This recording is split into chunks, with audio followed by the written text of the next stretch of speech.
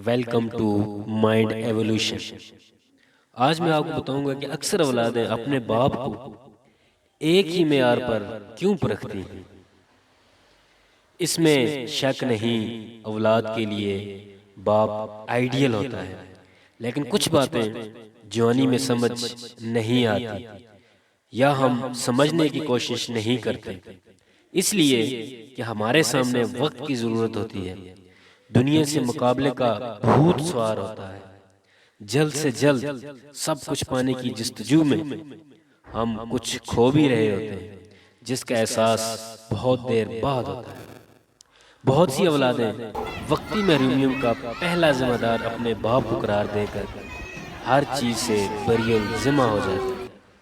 वक्त गुजर जाता है कि इंसान पलक झपकते माजी की कहानियों को अपने इर्द गिर्द मंडलाते देखना शुरू कर देता है। जवानी, पढ़ाई, नौकरी, शादी, औलाद और फिर अपनी वही स्टेज, वही किरदार जो निभाते हुए हर लम्हा अपने बाप का चेहरा आंखों के सामने आकर बाप की हर सोच, एहसास, फिक्र, परेशानी, शर्मिंदगी और अजियत को हम पर खोल के रख देता है।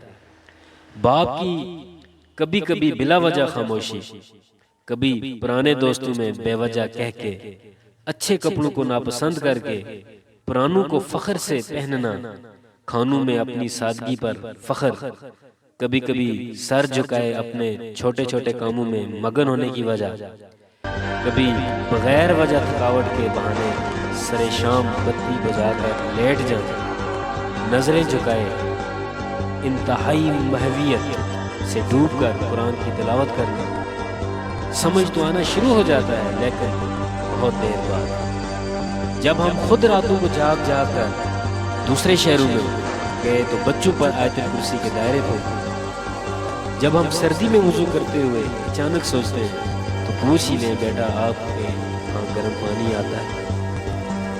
जवान औलाद के मुस्तकबिल, शादियों की फिक्र, हजारों ताने, थक हार कर अल्लाह और उसकी पाक कलाम में पनाह ढूंढता है बाप। तब याद आता है हमारा बाप भी एक एक हर्फ, एक एक आयत पर रुक रुक कर बच्चों की सलामती, खुशी, बेहतर मुस्तकबिल की दुआएं करता होगा। सरे शाम कभी कभी कमरे की बत्ती बुझाकर इस फिक्र की आग में जलता होगा कि मैंने अपनी औलाद के लिए बहुत कम किया। औलाद को बाप बहुत देर से याद आता है, इतनी देर से कि हम उसे छूने, महसूस करने, उसकी हर तलखी, अजियत, फिक्र का अजाला करने से महरूम हो जाते हैं। ये एक अजीब एहसास है जो वक्त के बाद अपनी असल शक्ल में हमें बेचैन जरूर करता है, लेकिन ये हकीकतें जिन पर वक्त आया हो जाए वही खुशकिस्मत औलाद है। बाप का छूना, प्यार करना, दिल से लगाना, ये तो बचपन की बातें हैं। बाप बनकर आंखें भीग जाती हैं। पता नहीं बाप ने कितनी दफा दिल ही दिल में हमें छाती से लगाने को बाजू खोले होंगे, प्यार के लिए उसके होंठ तड़पे होंगे और हमारी बेबाक जवानियों ने इसे ये मौका नहीं दिया होगा। अफसोस, हम जैसे दरमियाने तबके के सफेद पोश लोगों की हर ख्वाहिश, हर दुआ, हर तमन्ना औलाद से शुरू होकर औलाद पर ही खत्म हो जाती है। लेकिन कम ही बाप होंगे जो ये एहसास अपनी औलाद को अपनी जिंदगी में दिला सके।